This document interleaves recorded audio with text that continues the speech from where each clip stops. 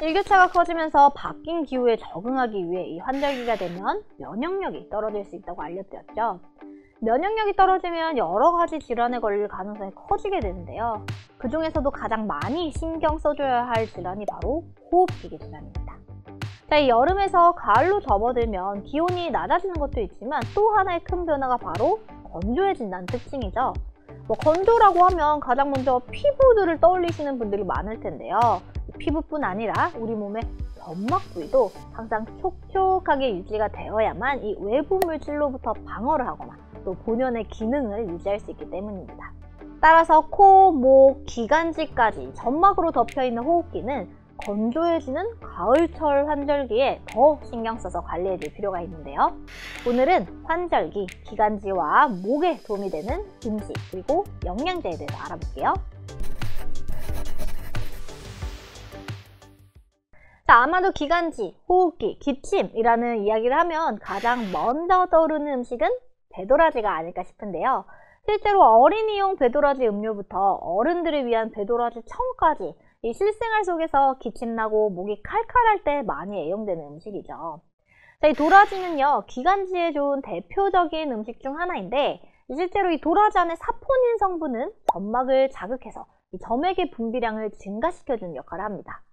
점액은 점막을 촉촉하게 덮어서 이 외부 손상과 자극으로부터 방어해주는 역할도 있고요. 이 가래가 있는 경우 가래를 몸 밖으로 배출하는 데 도움을 주는 역할도 하고 있죠. 그래서 실제로 이 기침가래를 쓰는 일반 의약품 중에서도요, 이 도라지를 활용한 생약 성분의 의약품도 있습니다. 자, 이런 도라지는 배와 궁합이 참 좋은데요. 이 배 속에 루테올린이라고 하는 성분은 항산화작용과 함께 염증을 완화하는 작용이 있어서 이 기침가래에 도움이 될 수 있죠. 또 이 배는요, 수분감이 많고 또 한방학적으로 보면 이 차가운 성질을 갖고 있는데요. 이 때문에 이 기관지염이나 감기 등의 호흡기 질환에서 기침가래 등을 완화하고 또 이 열감 증상을 개선하는 데 효과적입니다. 두 번째, 사과와 양파. 이 한국인이 사랑하는 과일 사과와 집밥에 매 끼니 사용된다고 해도 과언이 아닌 식재료 양파. 자, 이 사과와 양파에는요, 퀘르세틴이라고 하는 성분이 많이 포함되어 있는데요. 이 퀘르세틴은 강력한 항산화 효과를 자랑하는 물질이죠. 이 체내 활성산소를 제거해서 산화적 손상을 막아주는 역할을 하고 있습니다. 따라서 특히 평소에 흡연을 하시는 분들이라면 항산화 작용이 풍부한 사과와 양파를 잘 챙겨 드시면 더 좋겠죠? 자, 이번에는 영양제들 한번 살펴볼까요? 제가 개인적으로 참 좋아하는 성분인데요. 바로 에키나시아 성분입니다.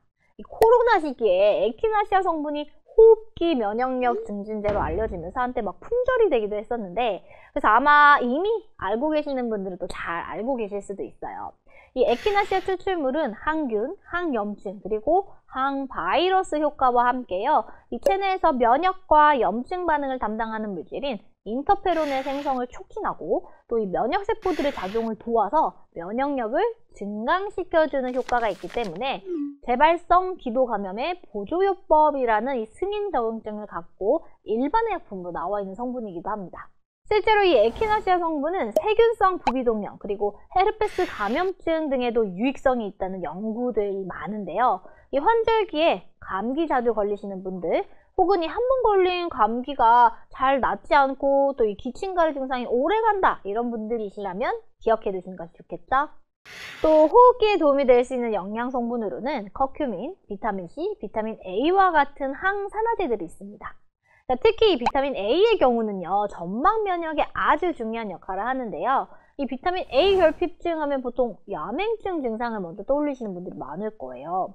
하지만 이 비타민 A는 시각 기능을 유지하는 역할 외에도 세포 재생과 조직 분화에 중요한 역할을 담당하고 있기 때문에 눈, 피부뿐만이 아니라요, 코, 목, 폐 등의 상피세포의 기능과 면역을 유지하는 데 중요한 역할을 합니다.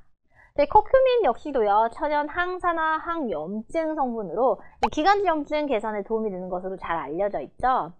또 커큐민은 한번 염증이 생긴 후에 회복되는 과정에서 쉽게 말해 딱딱하게 굳는 섬유화 반응을 막는 데 도움이 된다는 연구 결과들이 있습니다. 그래서 이 한번 코로나나 호흡기 질환을 심하게 겪은 후에 회복되신 분들이라면 커큐민 섭취를 고려해 보셔도 좋겠네요.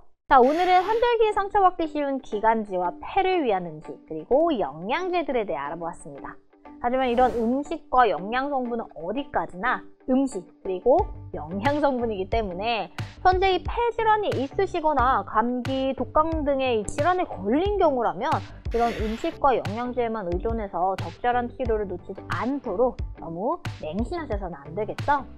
또 몸에 좋다고 너무 많이 섭취하는 것은 오히려 과유불급.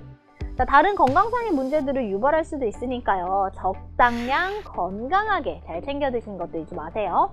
그럼 지금까지 김정은 약사였습니다. 오늘 더 건강하세요.